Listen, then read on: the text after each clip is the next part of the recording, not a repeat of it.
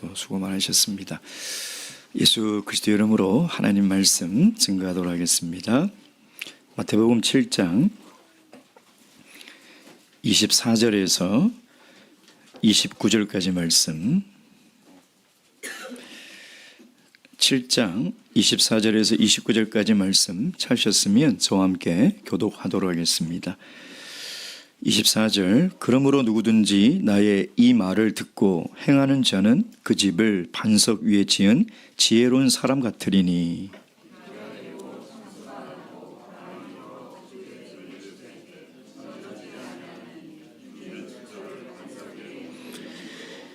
나의 이 말을 듣고 행치 아니하는 자는 그 집을 모래 위에 지은 어리석은 사람 같으리니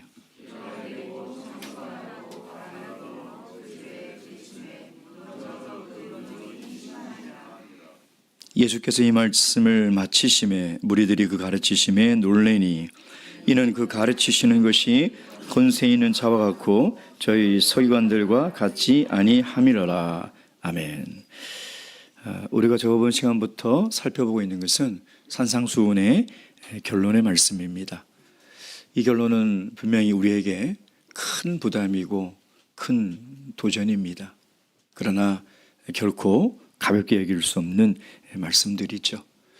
15절부터 거짓 선지자들에 대한 경고를 말씀하시다가 이제 21절로 가서는 거짓 그리스도인에 대해서 이야기하시면서 그 장소를 최후의 심판의 날로 그 시간을 옮겨가십니다.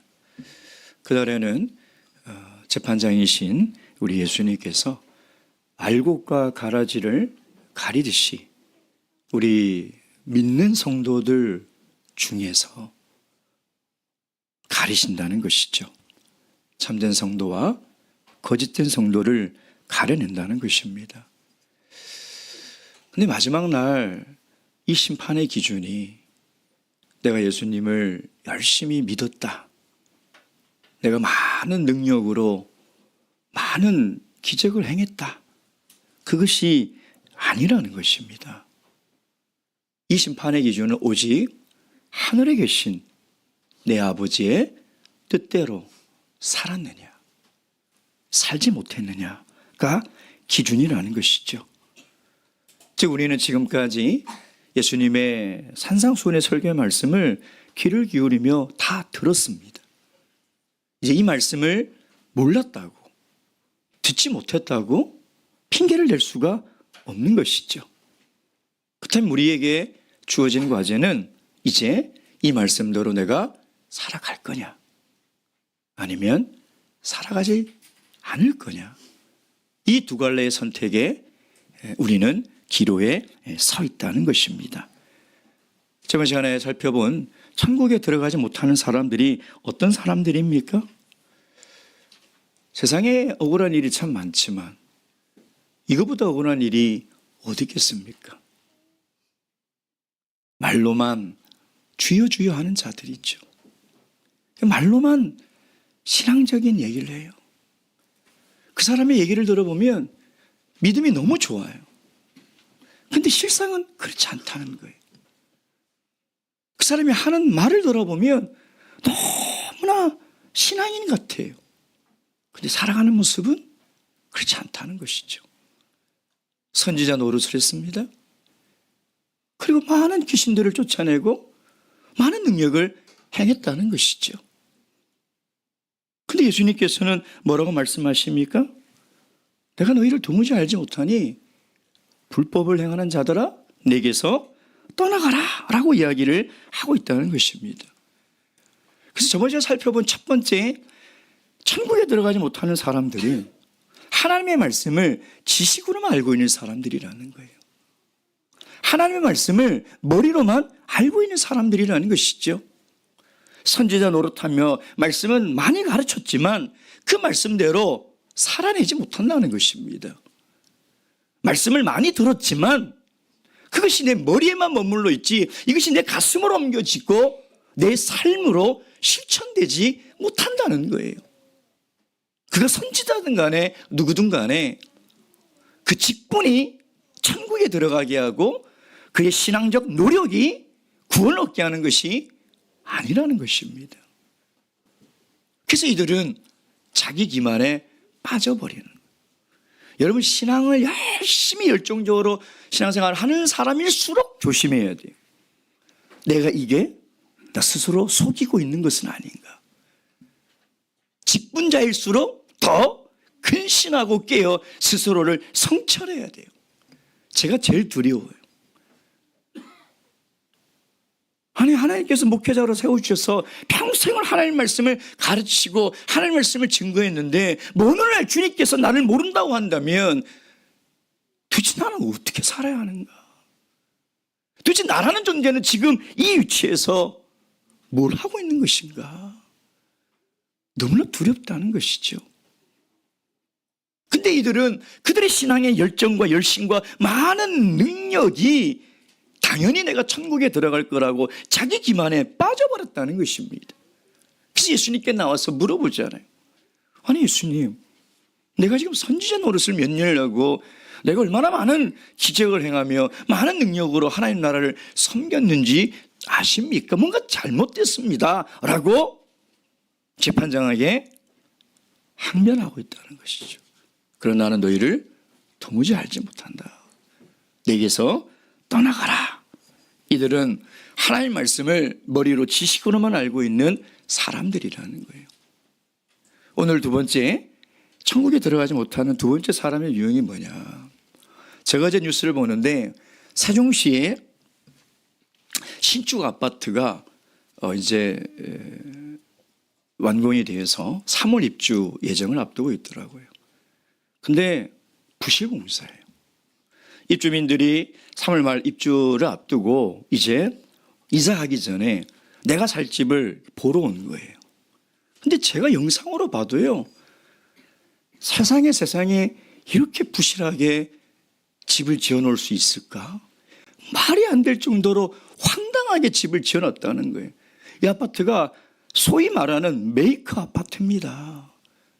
겉으로 볼 때는요, 아주 외관이 깔끔하고 으리으리하고 아주 좋아요. 안에 들어가 봤더니 사람이 살 수 없을 정도로 엉망진창으로 지어놨다는 것이죠. 어떤 입주자가 눈물을 흘리면서 이렇게 얘기하더라고요. 여기가 행복도시라고 선전해서 내가 미국에서 이민을 줬고 여기 와서 살려고 지금 이 아파트를 샀는데 내가 살 집을 보니 내 인생의 행복이 다 깨진 것 같아요 라고 눈물을 흘리더라고요. 여러분, 오늘 예수님의 이 질문은 우리에게 뭐라고 물어보느냐? 여러분은 지금 어느 집에 살고 계십니까? 라고 물어보는 거예요. 지금 예수님이 우리에게 물어보는 게 뭐냐면 너는 지금 어떤 집에 살고 있냐고 물어보고 있다는 것이죠. 집이 좋냐, 메이커냐, 쾌적하냐, 편리하냐, 비싸냐, 이걸 물어보는 게 아니에요. 마지막 심판날 네가 살고 있는 집이 무너지지 않고 버티겠느냐는 거예요. 네가 지금 살고 있는 집이 마지막 심판 때에도 너의 인생을 지켜줄 수 있느냐는 거예요. 예수님은 지금 그걸 우리에게 물어보고 있는 거예요. 오늘 이 질문에 우리는 대답을 해야 돼요. 내가 어떤 집에 살고 있는가? 내가 살고 있는 이 집은 나를 끝까지 지켜줄 수 있는 집인가? 아니면 무너져 버릴 집인가? 그걸 대답할 수 있어야 된다는 것이죠. 그래서 오늘 예수님의 질문에 우리가 이 질문에 대한 대답을 우리가 할 수 있기를 주님의 이름으로 축원드립니다. 자, 오늘 본문의 말씀에 이런 질문을 던져야 돼요. 왜 이 사람은 모래 위에 집을 지었냐 이 말이에요. 이해가 안 가잖아요. 26절 시작.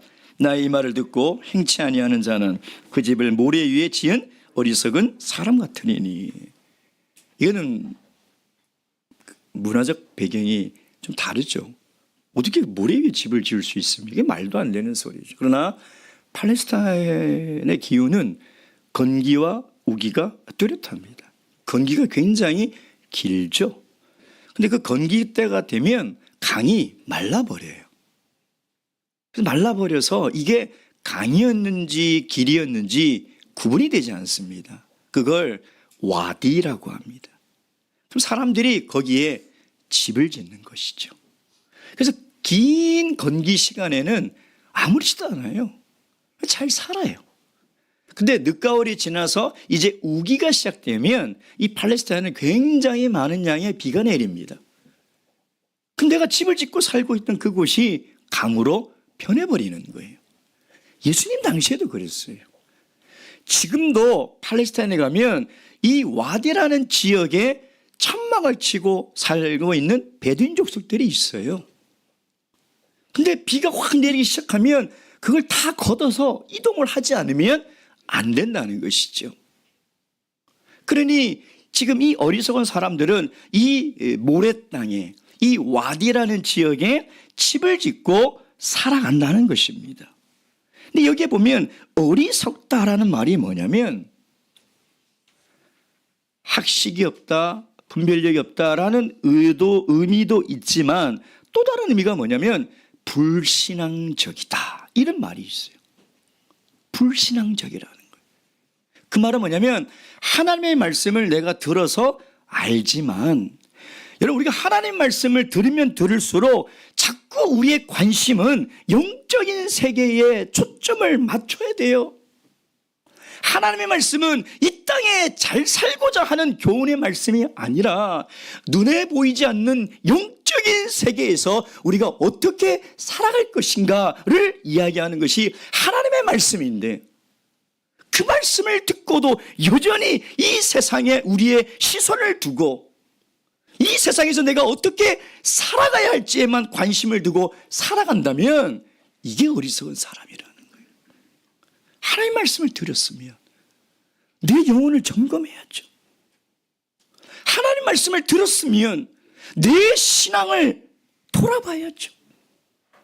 근데 하나님 말씀을 듣고도 끊임없이 세상에 관심을 두고 내가 세상에서 어떻게 살아가야 하는가에만 몰두하고 살아간다면 그 사람이 어리석은 사람이라는 거예요. 그래서 이 사람이 왜 이 모래 위에 집을 지었느냐? 이것은 좁은 길을 선택하지 않고 넓은 길을 택한 사람들과 똑같아요. 여러분 좁은 길은 험난하죠. 좁은 길에 들어가려면 내가 내려놓고 가야 될 게 너무나 많잖아요. 내 욕심도 내려놔야 되고 내 정욕도 내려놔야 되고 나 자신도 내려놔야지만이 통과할 수 있는 그 좁은 문을 들어가야 그 좁은 길을 걸어갈 수 있는데 그걸 내려놓지 못하면 못 들어가는 거예요. 그러니 거짓 선지자들과 교사들의 유혹에 빠져서 넓은 길로 들어가는 거죠. 모래 위에 집을 짓는 사람도 똑같습니다. 내가 하나님 말씀을 들었지만 하나님 말씀대로 살아가는 것이 너무 힘든 거예요. 그 말씀은 들었지만 내 방식과 내 생각대로 세상을 살아가는 거죠. 왜? 그게 편하기 때문에. 모래 위에 집을 짓는 게 훨씬 편합니다. 넓은 길로 가라는 유혹이 있듯이 모래 위에 집을 지으라는 유혹도 동일하다는 거예요. 여러분 반석 위에 집을 지으려면요, 그 팔레스타인 땅은 반석을 찾기가 어려워요. 그러면 많은 시간과 수고를 들여서 그 반석을 찾아 헤매야 돼요. 그게 보통 귀찮은 일이 아니라는 거죠. 반석을 찾았다 한들 거기에 주초를 세우려면요, 그 단단한 반석에 그 건축을 지으려면은 어마어마한 수고와 노력과 비용과 시간이 들어가는 거예요. 그게 힘들죠. 귀찮죠. 모래는 너무 간단해요. 그냥 뚝딱뚝딱 세워놓으면 금방 집이 치워지는 것입니다. 그러니 모래 위에 집을 지으려고 하는 유혹이 너무나 달콤한 거예요. 왜? 모래 위에 집을 지을 때는 수고할 필요도 없어요. 희생할 필요도 없어요. 내 자신을 내려놓을 필요도 없어요. 내 주장과 내 생각과 내 방식대로 신앙생활을 해도 된다는 거예요. 여러분, 집은 우리 인생을 얘기하는 것입니다. 여러분, 우리 인생이 마지막 날 무너지지 않으려면요, 말씀의 반석 위에 우리의 인생을 지어가야 되죠. 아무리 그것이 힘들고 시간이 걸리고 어렵다 하더라도 어떻게 우리가 이것을 소홀히 할 수 있냐 이 말이에요. 어떻게 우리가 이것을 가볍게 여기며 넘길 수가 있냐 말입니다. 우리가 하나님 말씀대로 살아가는 것은 힘든 일입니다. 많은 것을 희생해야 돼요. 내 자존심도 내려놔야 되고요, 내 습관도 내려놔야 되고요, 내가 주장하는 것도 내려놔야 되고요, 내 가치도 내려놔야만 하나님의 말씀에 순종하며 살아갈 수 있어요. 근데 그것이 힘들다고 내 방식대로, 내 생각대로 살아가는 것은 내 인생의 집을 부실 공사를 짓겠다는 거예요. 여러분이 지금 살고 있는 집이 부실로 지어진 집이어서 언제 무너질지 모른다고 한다면 여러분, 그 집에 살면서 마음이 평안하시겠습니까? 거기서 잠이 오겠습니까? 거기서 밥이 넘어가겠습니까? 그럴 수 없습니다. 안전진단을 받았더니 내일 무너져도 이상하지 않을 정도로 부실한 집입니다 라고 판정이 났는데도 내가 거기서 아무 것을 못 느끼고 자고 먹고 살아간다면 그 사람은 정말 어리석은 사람이에요.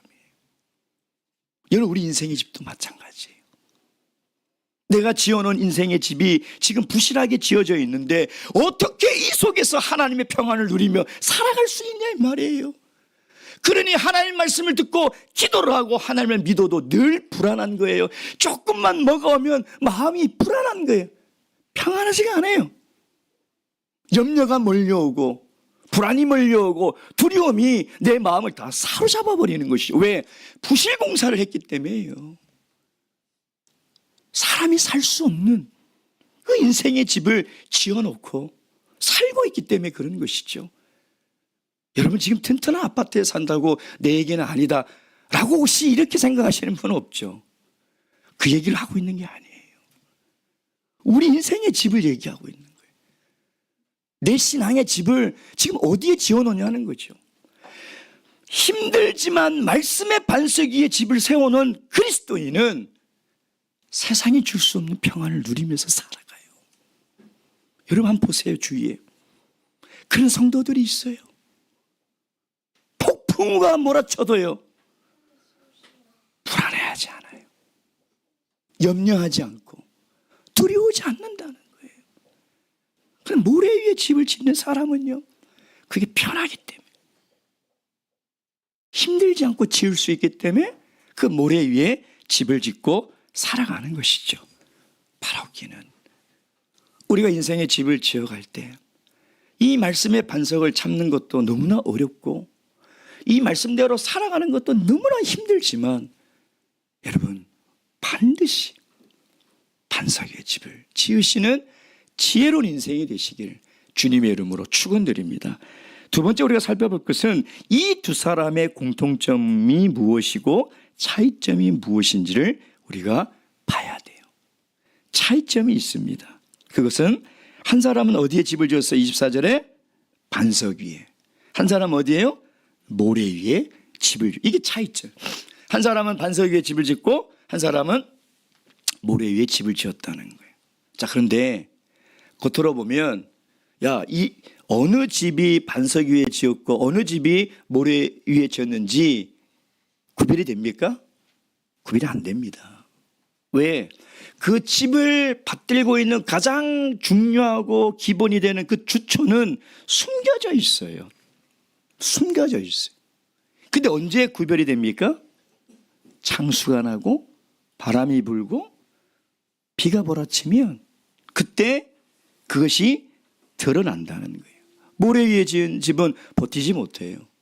여기에 보면 27절에 비가 내리고 창수가 나고 바람이 불어 그 집에 부딪힘에 무너져 그 무너짐이 심하니라. 이 무너져 두 번 사용한 이 단어의 이 원문의 의미는 뭐냐면 죽다, 멸망하다 이런 뜻이에요. 그러니까 영혼이 죽는 거예요. 영혼이 멸망하는 것이죠. 그렇죠? 마찬가지예요. 외형적으로는 지금 누가 참된 그리스도인이고 누가 거짓된 그리스도인인지 나타나지 않습니다. 그렇잖아요. 여러분 지금 똑같이 이렇게 앉아있는데 도대체 누가 참된 그리스도인이고 누가 거짓된 그리스도인인지 구별이 됩니까? 구별이 안 됩니다. 왜냐? 모두가 똑같이 눈에 보이는 것은 신앙적인 모습이에요. 모두가 다 신앙적인 모습으로 신앙생활을 하며 살아가고 있다는 거예요. 근데 마지막 날 반드시 구별이 돼요. 마태복음 13장 24절. 마태복음 13장 24절.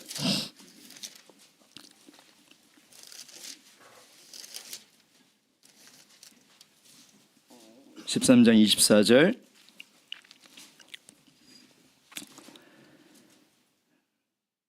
부터 보면 이 가라지의 비유가 나오죠. 그렇죠? 30절만 읽겠습니다. 시작. 둘 다 추수 때까지 함께 자라게 두어라.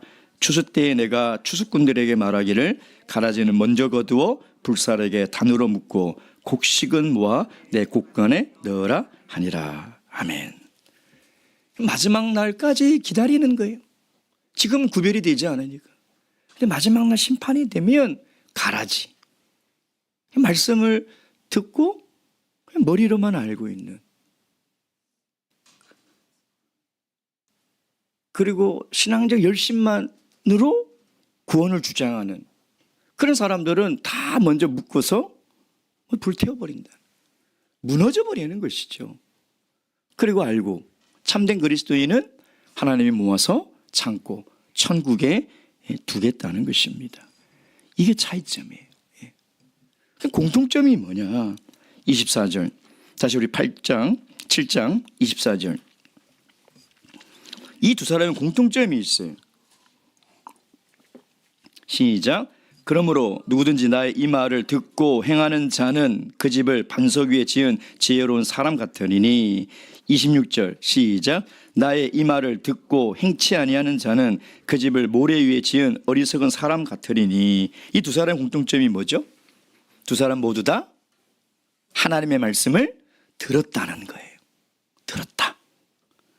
여러분, 모래 위에 집을 짓는 사람이 하나님의 말씀을 듣기를 거부하는 사람이 아니에요. 하나님의 말씀을 안 듣는 사람이 아니라니까요. 우리들처럼 하나님의 말씀을 열심히 들어요.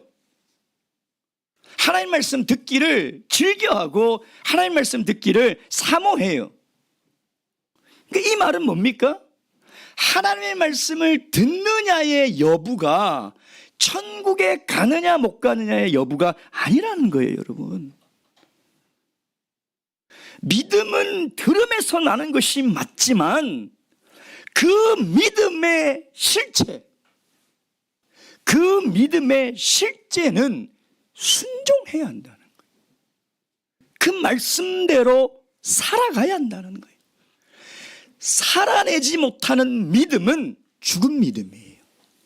이 믿음으로는 천국에 못 간다는 거예요. 그 믿음의 실체를 보여달라는 거예요. 저번 시간에 천국에 못 들어가는 사람은 하나님 말씀이 머리에만 있는 사람이라면 오늘 이 사람들은 하나님 말씀을 듣고 어떻게 한 사람요? 순종하지 않은 사람. 이 말씀대로 살아가지 않은 사람이라는 것입니다. 여러분, 들은 말씀을 여러분이 살아가는 삶에 실천하려고 애를 쓰십니까? 예? 제가 늘 바라는 게 뭐냐면 제발 우리가 더 무슨 깊고 새로운 하나님 말씀을 알려고 하지 말고 이미 들은 말씀이라도 실천하며 살면 좋겠다. 이미 내가 들은 말씀만이라도 그 말씀 붙들고 그 말씀대로만 살 수만 있다면 이 세상은 반드시 변했을 겁니다. 우리 가정이 변했을 거예요. 내 자녀가 변하고요, 내 남편과 아내가 분명히 변했을 거예요. 우리가 들은 말씀 너무나 많아요. 우리가 들었던 말씀이 얼마나 많습니까?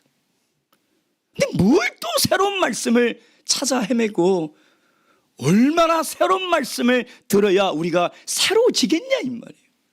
아니라는 거예요. 아니라는 거예요. 지금까지 들은 말씀을 내가 이번 시간에 이 말씀을 들었으면 정말 이 말씀대로 한 주간 한 달 동안 내가 살아내야 되겠다, 내가 이 말씀대로 살아야 되겠다는 그 결단과 실천이 있어야 된다는 거예요. 그렇지 않으면 그 믿음은 죽은 믿음이 될 수밖에 없다는 거예요. 여러분, 참된 그리스도인의 여부는 무엇으로 알 수 있다고요? 그 말씀대로 살아가느냐, 그 말씀을 듣고만 돌아서서는 또 자기의 삶대로 살아가느냐, 거기에 있다는 거예요. 그래서 하나님은 이것을 드러내기 위해서 중간적 심판을 우리 인생에게 하시는 거예요.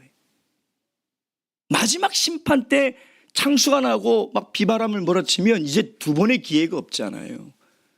그래서 중간적 심판을 늘 하시는 거예요. 그게 뭐예요? 고난이에요, 시련이에요, 실패예요, 질병이요, 좌절이라는 거예요. 여러분, 우리가 평화로울 때는 나의 실체가 절대 드러나지 않습니다. 우리가 이렇게 평화롭게 예배드리고 찬송하고 기도하고 교제 나누고 이럴 때는요, 내 믿음의 실체가 절대 드러나지 않아요. 모래 위에 지었는지 반석 위에 지어 갖고 있는지 드러나지가 않아요. 언제 드러나느냐? 시련을 당하면 알아요. 고난을 당하면 알고, 질병에 걸리면 알고, 실패하면 알고, 관계에 상처를 받으면 그때 드러나게 된다는 거예요. 시험이 부닥치면 내 신앙의 본색이 드러나요. 이게 드러나야 돼요. 아프지만, 두렵지만 이게 드러나야 돼요. 그래서 지금이라도 반석을 찾아야죠. 아이고, 내가 지금 몇 년을 신앙생활하는데 뭘 또 옮겨? 어떻게 그런 어리석은 생각을 할 수가 있습니까? 내 인생을 어떻게 그 부실한 모래 위에 집을 짓는다는 것을 알고 있으면서도 아무 일도 없는 듯이 거기에 엉덩이를 깔아앉고 앉아있을 수 있냐 이 말이에요. 빨리 옮겨야죠. 빨리 옮겨서 내 인생의 집을 다시 지어야 되지 않겠냐 이 말이에요. 그래서 여러분, 교회도 마찬가지예요. 이 교회가 정말 하나님의 반석 위에 지어가는지, 인간의 생각이나 인간의 계획이나 이 모래 같은 이 세상의 철학 위에 지어가는지 교회에 한번 문제를 하나님이 보내세요. 분란이나 다툼이나 문제를 한번 보내면요, 모래 위에 지어가는 교회는 난리가 납니다. 난리가 나요. 싸우고 악을 쓰고 분노하고 실체가 그대로 드러나는, 사람도 마찬가지, 우리 성도들도 마찬가지라는 것입니다. 그러나 반석 위에 집을 지어가는 성도는요, 어떤 고난이 와도, 어떤 시련이 와도, 실패가 와도 원망하거나 좌절하거나 두려워하지 않는다는 거예요. 그 속에서도 하나님 말씀을 붙들고 하나님 말씀으로 살아내려고, 고난이 오면 고난이 와도 하나님께 감사하고 찬양하고, 실패에 쓰라린 경험을 해도 그 자리에서 다시 하나님께 감사하며 소망의 끈을 붙들고요, 누군가에게 정말 죽을 것 같은 상처를 받았어도 미워하거나 원망하거나 복수하려고 하는 것이 아니라 화해하고 용서하고 사랑하려고, 그리스도의 말씀을 실천하려고 애를 쓴다는 거예요. 이게 바로 반석 위에 인생의 집을, 신앙의 집을 짓고 살아가는 사람의 모습이라는 것입니다. 야고보서 2장 18절 말씀.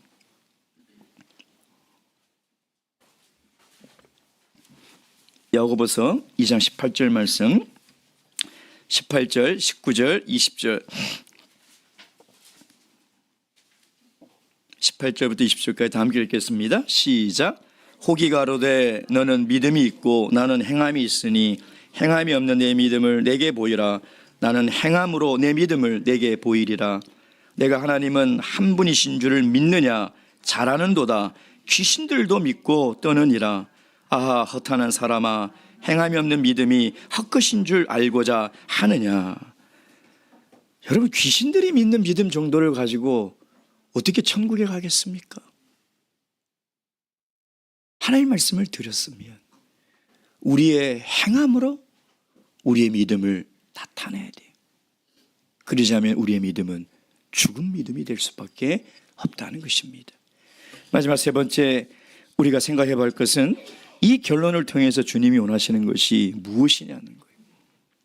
여러분, 산상수훈 지금까지 5장, 6장, 7장의 예수님의 설교의 핵심은 팔복이에요. 산상수훈의 가장 중요한 핵심은 팔복이라. 이것을 어떻게 시작했습니까? 복이 있는 사람아 라는 예수 그리스도의 한없는 감탄으로 시작한 거예요. 그러니까 우리가 어떤 사람이냐면 복이 있는 사람이라고 선언하시고 감탄하시며 설교를 하셨다는 것이죠. 그런데 5장, 6장, 7장에 우리가 지금까지 들었지만 우리가 도저히 감당할 수 없는 그런 교훈들을 우리에게 다 말씀하시면서 결론은 너무나도 단순한, 그러나 너무나 강렬한 비유의 말씀으로 끝을 맺고 있다는 것이죠. 두 사람, 반석 위에 집을 짓는 사람, 모래 위에 집을 짓는 사람. 이건 종말론적 심판을 우리에게 이야기를 하고 있는 것입니다. 무슨 얘기예요? 5장, 6장, 7장의 산상수훈의 설교대로 살아갈 거냐? 그렇지 않을 거냐? 살아가야만 천국에 들어갈 수 있다는 거예요. 살지 못하는 이 말씀은 아무리 내가 너희에게 복 있는 사람이라고 선포하고 선언한들 그 복을 누리지 못하는 인생이 될 거라는 것이죠. 근데 여러분 생각해 보세요. 지금까지 우리가 들었던 산상수훈의 말씀을 과연 우리가 지키며 살아갈 수 있는 수준의 말씀이냐 이 말이에요. 어찌 보면 불가능한 말씀이죠. 그래서 제가 그때도 설교할 때 그런 말씀했잖아요. 많은 성도들이 이미 포기하고 살아가요. 산상수훈은 그냥 듣기에 좋은 말씀이다. 듣기에 좋은 말씀 정도로만 듣지 이 말씀대로 살아가라고 노력하는 성도들이 많지 않다는 것입니다. 그러나 우리 주님은 분명히 말씀하셨어요. 이 말씀대로 살지 않으면 천국에 못 들어간다. 하늘의 내 아버지의 뜻대로라는 게 뭐냐면 내가 지금까지 이야기한 설교의 말씀이에요. 그러면 예수님께서 이 말씀을 통해서 도대체 우리에게 원하는 것이 뭐냐? 도저히 이 말씀대로 살아날 수 없는 이 말씀을 왜 우리에게 주셨냐 이 말. 여러분, 이 말씀을 우리가 도저히 지킬 수 없지만 그럼에도 불구하고 지키려고 이 말씀을 붙들고 몸부림치다 보면요 깨달아지는 게 있어요. 주님이 진짜 원하는 것이 뭔지를 깨달아진다니까요.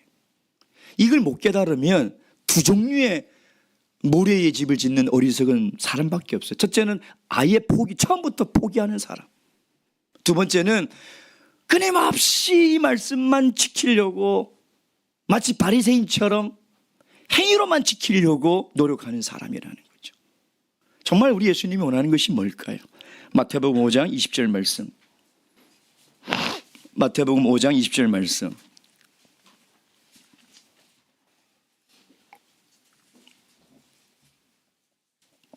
다 함께 읽겠습니다. 시작. 내가 너희에게 이르노니 너희 의가 서기관과 바리새인보다 더 낫지 못하면 결단코 천국에 들어가지 못하니라. 아멘. 이 말씀은 뒤집어 생각해 놓으면요 예수님이 산상수훈의 말씀을 주시면서 이걸 행위적으로만 지키라는 것이 아니에요. 그건 바리새인들의 의라는 거예요. 근데 이 의보다 낫지 아니하면, 그때 제가 얘기했죠. 이것은 바리새인들이 100개 지키니 너희는 101개 지키라라는 말이 아니라고 그랬잖아요. 이거는 의의 본질, 더 깊은 의로 들어가라는 것이죠. 이게 뭡니까? 내면의 의, 그리스도의 의라는 거예요. 다시 얘기하면 우리가 도저히 지킬 수 없는 말씀임에도 불구하고 내가 지키려고 노력을 하다 보면 그것을 지키지 못했을 때도 그 그리스도의 의가 나의 불신앙과 나의 어리석음과 나의 죄악까지도 다 덮어주시는 것을 깨닫게 된다는 거예요. 그럼 그 은혜를 깨달았을 때 우리는 더욱더 이 말씀을 지키려고 애를 쓰고 노력을 한다는 거예요. 여러분, 왜 이렇게 예수님은 우리가 감당하지도 못하는 이 말씀들을 주시면서 순종하라고 하냐 이 말이에요. 우리를 힘들게 하려고 그럴까요? 여러분 한번 가만히 생각해 보세요. 왜 손해봐야 되고 원수를 사랑해야 되고 왜 이런 말씀에 우리가 순종하며 살아가야 돼요? 우리는 자존심도 없습니까? 어떻게 오른밤을 때리는데 왼밤을 들여대고 어떻게 오리를 가자고 하는 억지로 끄는 사람에게 심리를 기꺼이 가주는 어떻게 그런 삶을 살아가라고 이야기를 하냐 이 말이에요. 왜 순종하라고 얘기할까요? 왜 그럴까요, 여러분? 예수님이 정말 원하는 것은 그 순종을 통해서 우리를 원하고 있는 거예요. 다시 얘기하면 우리가 하나님께 드려진 바 되기 위해서는 반드시 하나님의 말씀에 순종하며 살아가야 돼요. 하나님이 원하는 것은 우리의 헌신도, 우리의 신앙적 행위도, 우리의 신앙적 열정도 아니에요. 우리를 원하는 거예요. 우리를. 그럼 우리를 어떻게 하나님께 드릴 수 있습니까? 어떻게 드려요? 하나님 말씀에 순종해야 돼요. 왜 이렇게 순종을 예수님께서 우리에게 원하시느냐? 예수님이 여러분들과 영원히 함께 살고 싶어서 그런 거예요. 지금부터 영원까지 여러분과 함께 있고 싶기 때문인 거예요.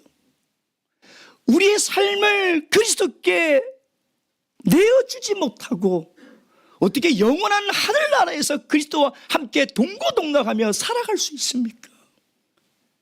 그러니 우리의 삶을 지금부터 주님께 다 올려드려야 된다는 거예요. 우리를 힘들게 하려고 순종하라는 게 아니에요.